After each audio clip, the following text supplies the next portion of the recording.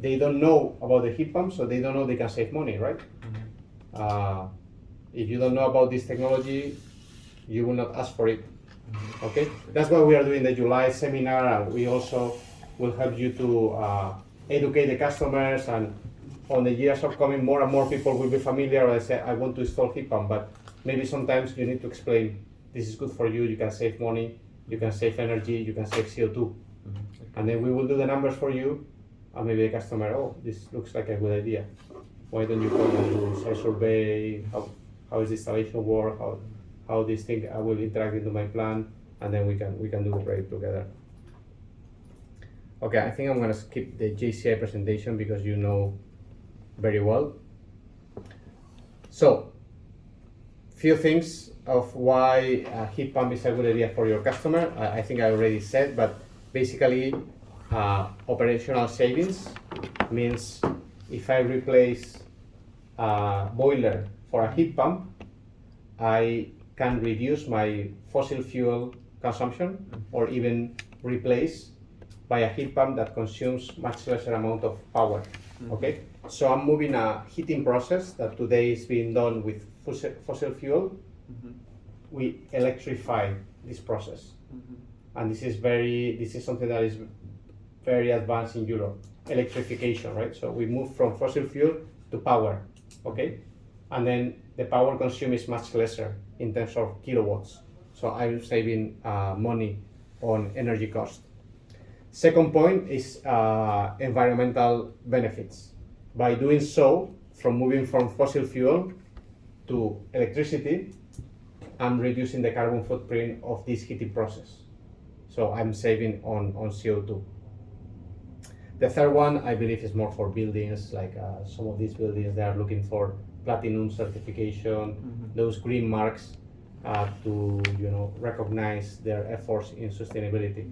I think for industrial customers, usually this is not very relevant. So for that project, which project last year, the to require the LEED certificate?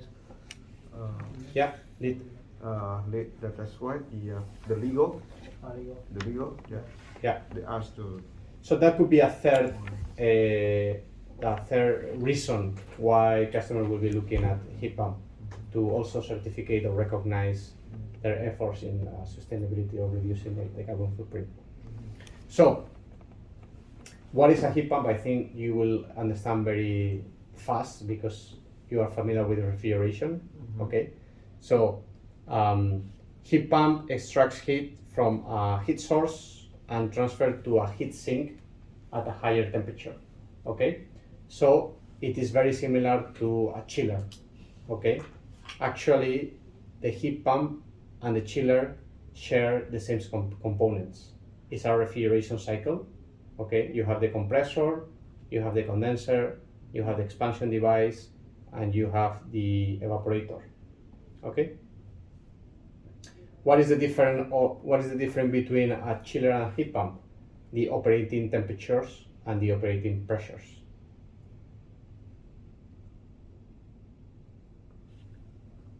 This is one illustration of an industrial heat pump, okay, from the Shabro factory.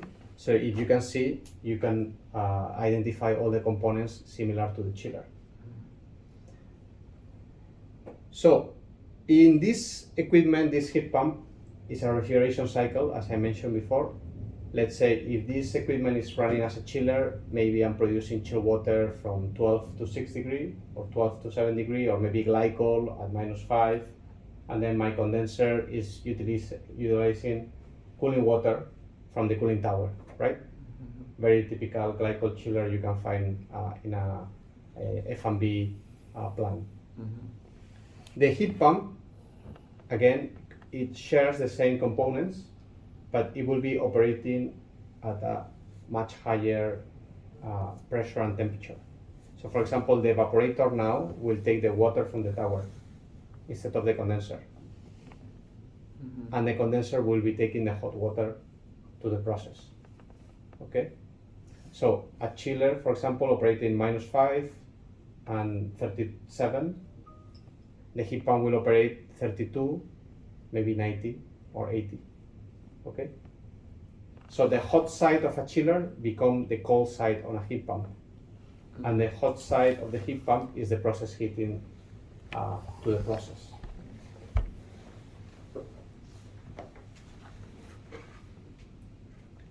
Give me a second, let me show you this in the refrigeration cycle. I think it will be also easy to.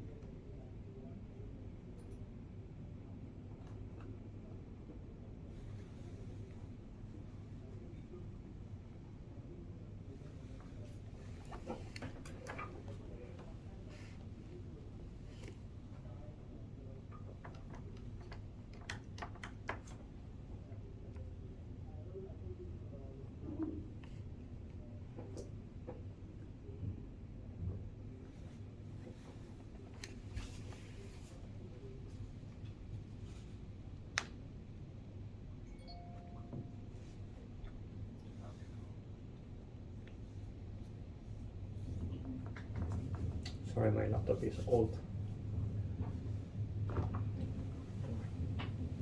Any questions so far about the heat pump? But you understand the concept, right?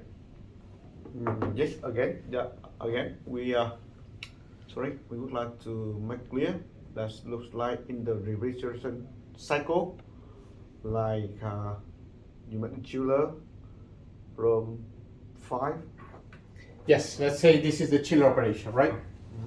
So you understand this chapter, right? Yes. So you will be operating in the cooling, maybe evaporating at 5 degrees, or maybe if it's glycol -5, and then your condenser you compress, and then the heat rejection, the condensing is done at 30+ degree. Okay, I see. Maybe with evaporative condenser, or maybe if it's a chiller with a cooling tower, right? So my operating range 30+ on the condenser side, and let's say from -10 to +5 on the evaporating side. Okay. In the heat pump, essentially, we are elevating the whole cycle. We elevate it to much higher temperatures. Okay, so now the evaporating line is at 30+, 30. because it's taking water from the cooling tower, for example. Okay, I see. Okay, so I'm extracting the heat from the cooling tower, because now it's an evaporator, right? It's not rejecting. I'm extracting the heat. That's my heat source. Why? Because the heat that is rejecting to the cooling water is waste heat, right? Basically, all the chillers reject the heat to the cooling tower. So the heat pump recycle the heat. Instead of going into the waste to the ambient, we'll take it into the evaporator, and with a high pressure compressor, we compress to a much higher temperature. Okay, now it's not 30 anymore, it's maybe 90, 95. So I can produce processed water. Okay, before in the chiller, my condenser side is waste, goes into the cooling tower, no use. But in the heat pump, my condenser side is processed hot water. I see. Maybe 90, 95, 100 degrees, 70, whatever, for many options. Could be CIP, bottle cleaning, pasteurization, mixing, whatever the customer process may have. So the number one question for heat pump is customers that have hot water requirement, which there are many. Okay, chicken slaughterhouse, for example, they need hot water to do the scalding, to remove the feathers. There are so many F&B, so many F&B, they require hot water. Yeah, I see. Okay, so this hot water today, they get it from centralized boiler. Okay, they use steam to produce hot water at different temperatures. Even, for example, AHU, air handling unit, for humidity control. They cool down the air to remove the humidity, and they bring up the temperature by using hot water. I see. That ultimately comes from a boiler. So all these hot water requirement can be done by a heat pump. Okay. Okay, and we will take the heat from a waste heat resource, which could be cooling tower or evaporative condenser. Okay. Can I to explain to our people? Of course, Yeah. because if I need to explain in Vietnamese, they will not understand anything. Because I think all my engineers, all the people in here, a little bit confused about heat pump. So now Sure. I think it should be clear. Nó là vậy. Đại khái là sẽ dùng một cái chu trình lạnh sau khi chu trình lạnh mà mình đang có để làm nóng cái nước, mà cái nước đó là nước gọi là cái nguồn lượng là bị bỏ đi lên cái nhiệt độ cao. Cụ thể làm sao? Bây giờ cái việc mình làm lạnh xong, mình mới đem nguyên cái nhiệt lượng mà đưa lên dàn ngưng giải nhiệt, đúng không? Nhiệt độ dàn ngưng của mình ví dụ như là 35-40 độ C đó, nhớ không? Thì mình phải đưa nguyên cái lượng nhiệt đó mình đưa vô cooling tower. Cái lượng nhiệt nó thay vì cái nhà nước đó, anh nói gì cho dễ, em phải đưa vô cooling tower, đúng chưa? Để em quay đem giải nhiệt, em quăng cái nhiệt ra ngoài đường, đúng không? Thì nguyên cooling tower đó bây giờ nó sẽ là cái nguồn nhiệt đầu vào. Bây giờ cái lượng nhiệt của mình đó là thí dụ như là nước của mình đang nóng 35 độ, mình chui vô cooling tower nên mình quay mình xuống 28 độ, thì 35 độ này nó mới chui vô, bây giờ vô cái máy heat pump, gọi là máy heat pump. Thì cái máy heat pump đó nó là gì? Nó cũng là cái chu trình lạnh luôn, nó mới làm lạnh, nó quăng cái nước này nè, nó làm nguội cái nước này 35 độ xuống 28 độ, đúng không? Và đồng thời nó nén lên đó là nó nén lên là nhiệt độ cao, hiểu không? Nó nén lần thứ hai mà tại vì nhiệt độ dương, nó dương thì nó nén lần thứ hai, thì nó nén lên cái nhiệt độ lên 95 độ C, hiểu không? Thì cái 95 độ C là mới đem đi làm gì? Làm nước nóng. Thì nước nóng là ứng dụng hàng ngàn ứng dụng như sau. Thì đại khái cái này nó giống như là gas tầng vậy đó. Thay vì cái luồng nhiệt nóng mà mình đem ra mình quăng ngoài đường, mình phải đi giải nhiệt, mình đi cooling tower, thì mình lấy cái này, mình lấy cái máy heat pump, mình vừa làm mát cái này, mát cái này sao? Mát cái luồng nhiệt này không? Đồng thời mình lấy cái này, cái đầu nén á, mình đi làm nóng nước lên 95 độ C. Được chưa? Nó nói gì? Nó gì hiểu không? Ok, clear. Clear? Clear. Thank you. Yes, let me use this to explain again. Yes. Okay. Now it's clear, right? Yes. So this is the Enthalpy. ammonia chart, okay? Okay. Pressure enthalpy. This blue is the chiller operation Okay. range, okay?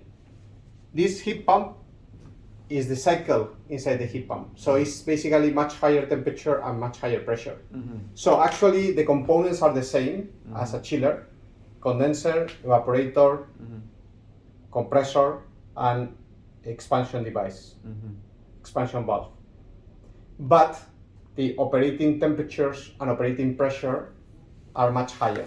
That's why if I use a chiller to operate a heat pump, it will trip by high pressure discharge, high pressure temperature, right? Because it's not designed to condense at 90 degrees. It's designed to condense at 30 plus. So the chiller, the heat pump is the same equipment, but for high pressure, okay? So the compressor can take 65 bar or even above, while if I'm using a compressor for a chiller, maybe 30 bar, okay, because I will not be in that range, okay? My pressure in a chiller is always this. My pressure in the heat pump is much higher. So the equipment is different because of the high pressure, high temperature, but the components are the same. So for you to understand heat pump, it's just a chiller. It's just a chiller to produce hot water. The chiller, let's say chiller produce chill water. Heat pump is a chiller that produce hot water. So we call it heat pump because chiller means chill, right? Như là cái này ví dụ Is it possible to understand that heat pump is also the chiller with the compressor running at high pressure and high temperature? And the control point is my condenser outlet, okay? Because in the chiller, the control point of the compressor is the evaporator outlet. Okay. I need to produce 7-degree water, or I need to produce minus 5-degree glycol. So the compressor will adjust to maintain the evaporator outlet, 5 degree, minus 5, whatever is the design, right? In the heat pump, The control point is the condenser outlet. Hot water at 90 degree or hot water at 80 degree, Yeah. 100 degree. So the compressor will adjust the load. We don't control the evaporating point, we control the condensing point. Yes, Okay. yes, the control point is different. Yeah. Okay, in the chiller the control point is evaporator leaving, in the heat pump is condenser Condenser. outlet. À, đấy. Có nghĩa là heat pump là mình cái đối tượng điều khiển sẽ là cái nhiệt độ của đầu nén chứ không phải là cái nhiệt độ của cái đường hút. Thì cái heat pump là những tượng là cái máy chiller nhưng được thiết kế chạy ở áp suất cao và nhiệt độ cao. Đúng. Không gì sai hết, giống như anh nói. Anh ghép 2 tầng. Nhưng mà nó không còn hay làm về một cái máy luôn. Em mua cái máy đó, mà cái máy đó em chạy heat pump thì cái máy đó em quan trọng là gì? Em đang chạy để tạo ra nước nóng 90 độ, chứ em không quan trọng là em chạy ra nước lạnh là 5 độ. Hiểu không? Okay, please. So applications, there any customer that may have hot water requirement is a potential opportunity for heat pump. Okay. Now, not all the heat pumps may have the same ROI, return of investment, because the heat pump, the COP efficiency change depending on the operating condition, right? The higher the temperature, the lower will be the COP. Yeah, I see. The lower the temperature, the higher the COP. So the economics will change from one project to another.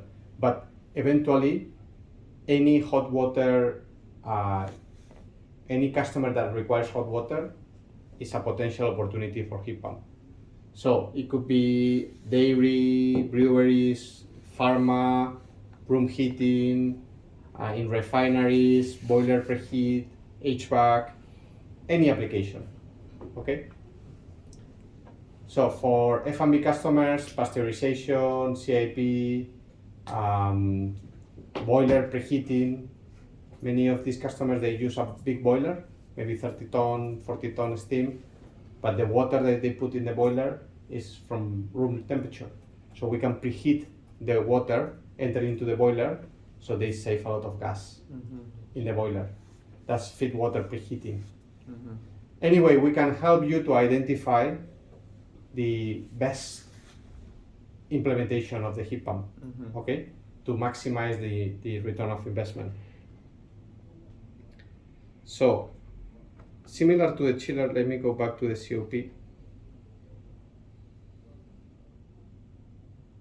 COP ở đây là nó nói về cái nhiệt độ nước càng cao thì COP nó càng thấp, và ngược lại nhiệt độ nước mà mình cần càng thấp thì COP nó càng cao.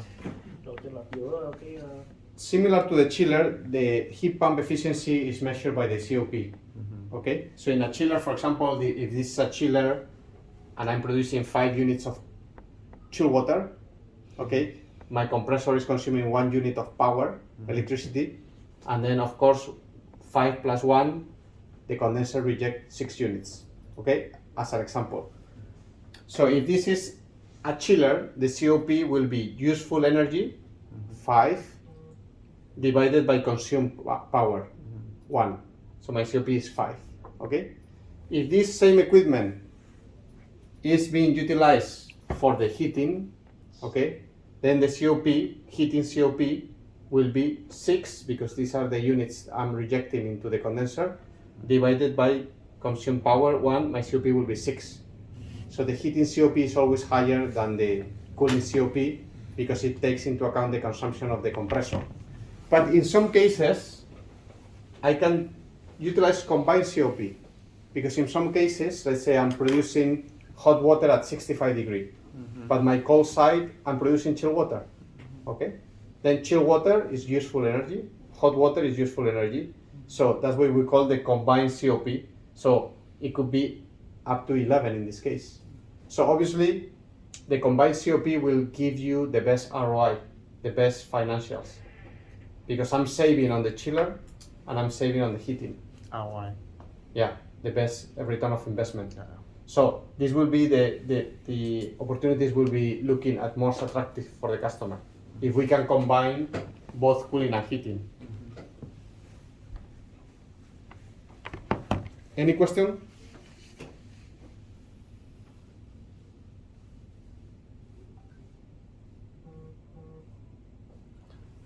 So the next question is, if I wanted a heat pump chiller to make, let's say, the chill water at 7 degrees Celsius, 300 kilowatts, and to make the hot water at like 90 degrees Celsius at with 500 kilowatts. So in the selection, how you do? You do with the evaporating or you do with the condensing? You can only have one control point. Mhm. Okay, the other one is a byproduct. Okay, Depends on the depends on the. So if you select for heating Mhm. 500 kilowatt, then you will get the cooling that you get Mhm. based on the cycle efficiency, Mhm. right? If you want 300 kilowatt of cooling, then the heating might be 450, 475, Mhm. depending on the efficiency of the heat pump. But you cannot, you need to balance. I see. There needs to be a heat balance, right? Okay, I see. The heat that you take plus the power is the heat that you produce in the condenser, I see. okay? Because the energy you can just move around, but you cannot create from nothing. Mhm. So the balance needs to be there. Mhm. So you cannot control both evaporator and condenser at the same time. Okay, I see. You need to decide if the heat pump controls the 90 degree Mhm. or controls the 7 degree. I see. The rest is a byproduct. Okay. But this byproduct can be useful, Mhm. okay?